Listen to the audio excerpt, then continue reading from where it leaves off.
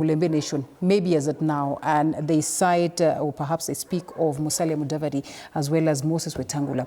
But then also you hear Prof talking about Natembeya and of course a counter from Elias here. And the people who are watching as well are saying, you're overrating Natembeya and it may surprise you to see him lose his seat. He is a Bukusu, he cannot command non-Bukusus. And there is Wetang'ula, whom we would always think has lost grip of Bukusu vote, only for him to deliver over 60%. Another one says, Natembeya is only commanding Trans Nzoia. Here in Busia, we don't recognize this kingpin conversation. Those are just fighting for their stomachs, not lawyers. Then he talks about the Mudia Warriors, the Amos Weko, the Babu Namwamba, Ojamong. They cannot show anything tangible that came out of that kind of leadership. Another one goes ahead to say, why is it that this particular region has no kingpin so far? The only time they came close to choosing or to having one is during the late Kijana Wamalwa's time. What are some of the challenges that has contributed or have contributed to this kind of disunity that we witness in Western Kenya, such that even the leaders that they have are not helpful to them at all? I know it's quite something ahead. You know, our community is a very interesting. Is there way these guys can... I want to interject and they are not giving me an opportunity. Yeah. Now those are the kingpins. But you see, you don't have any other community which is having two kingpins. It's only in Mount Kenya now that there is an emergence of Rigiji and Uhuru is still there. Okay. Uhuru doesn't want to exit, so there is a bit of confusion around it.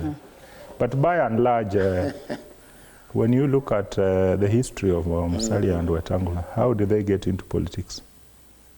You know, that will inform the disconnect between them and the masses. Okay. Yeah, Musalia inherited the father's seat. When the father passed away in 1989, he was literally dragged into politics, very reluctantly. And he went in a by-election unopposed after Kibisu had been twisted, cajoled, and prevailed upon not to run. Right. Then Musalia came in, Wetang'ula came in through nomination on Kanu. So even now posturing like, you know, Ford was part of the resistance movement, the pressure group. So Wetang'ula cannot really be the face of the Ford movement. But you know, he has outmaneuvered all those who were in Ford. Right. And ultimately took over the leadership of Ford, Kenya. Then you have Musalia, who, like now, you know, Musalia appears in the village when there's a function. He flies in, then he'll do whatever function he's supposed to do, and literally run away. So how do you connect emotionally with the people? You know, he's out there. There are even times we've had, the last time the president was in Western, Musalia was not there. And that is supposed to be one of the kingpins. Now you have Farouk Kibet, the PA to the president.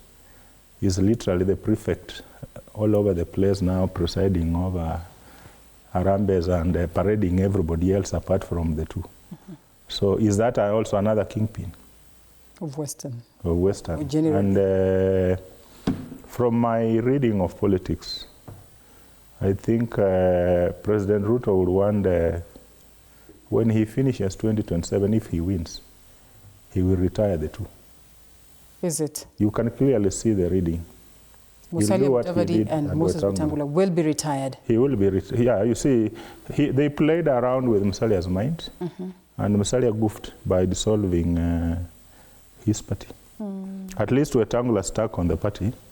And that gives him some room for maneuver. They can't now push him out of that seat. But you know, this one made a mistake. He has no party. How do you go for negotiations without a party?